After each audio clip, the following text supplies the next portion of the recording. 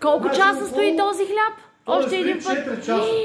4 часа. Другия стои, слагаме в камерата и пускаме камерата да речем на 8 градуса да стигне. Понеже нямаме време, съдобите го оставяме тук, ние си го обработваме тук.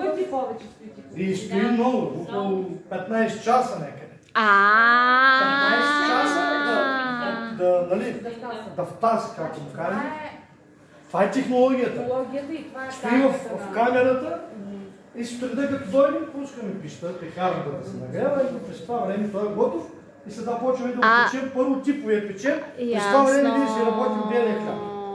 И царя виждия също по същия начин, както типовия. И ние го правим с много малко мъя. Много. А аз едно време, когато бе в село в фурната, там сме слагали на едно месило, демек на 100 кг брашно.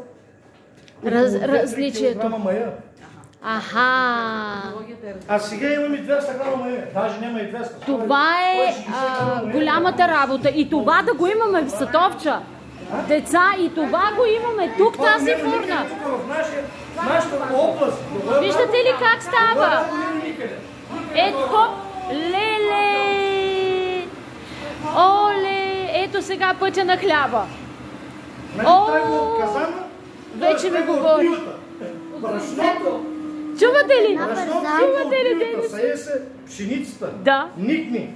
След това се жени. И както му казват, ето пътя. Идва брашното тук, от тук, в Казани, от Казани е там. От там, тук в камерата, пекарата, докато стане хляб. За нас е чест, че сме тук. Благодарим много. Знаем колко е трудна тази работа и отделихте от времето. Ето сега, тези легалца за какво бяха? Тези легалца тук втасва хляба. Втасва хляба, не е в тава. Виждате ли как не е в тава? Ами ние вече ще сме тук редовно. 15 часа. Има ги по всички магазини. Да. Леле.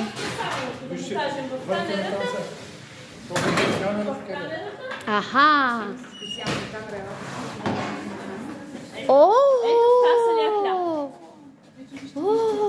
Ето тук вече е втасал. А ние си мислим, че само взимаме тесто и като вкъщи правим микици. Нищо подобно. Деца, още веднъж да кажем, че това е фирма и това е пекарна, която е единствената в цялата област. Цялата област, даже не знам София дали го има. Няма такъв Пловдив. За нас е чест, благодарим. Тия хора там, където се занимават с хляб, те не знаят как да го направят хляб. Пловдив.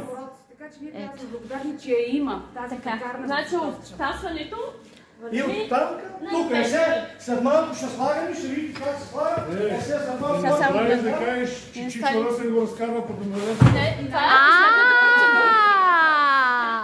Значи тук от втасването, после зареждаме фурната. Тук зареждаме в тази пекарна. Това се казва пекарна. Усещате ли как мирише? Най-хубавия хляб. Стои в пекарната и го изкараме тук и малко като изтини. По закон трябва да стои 8 часа след като го сложи тук, това да се консумира. 8 часа по каталог. Да, ама ние се обичаме като топичко да си го хапим. Вчера усетихте ли как го... За колко време го изядахме? За 0 време. Ама днеска паса ми направя само, че други. Днеска са ми направя. За нас е че... Какво ще кажем? Ама голямо благодаря от небето до земята и обратно. Леле, сериозно ли пак? Си толкова? Леле, ами такова гостоприемство няма никъде. Благодарим на целия екип, на собственика, на майката, която е наш родител, на Денис.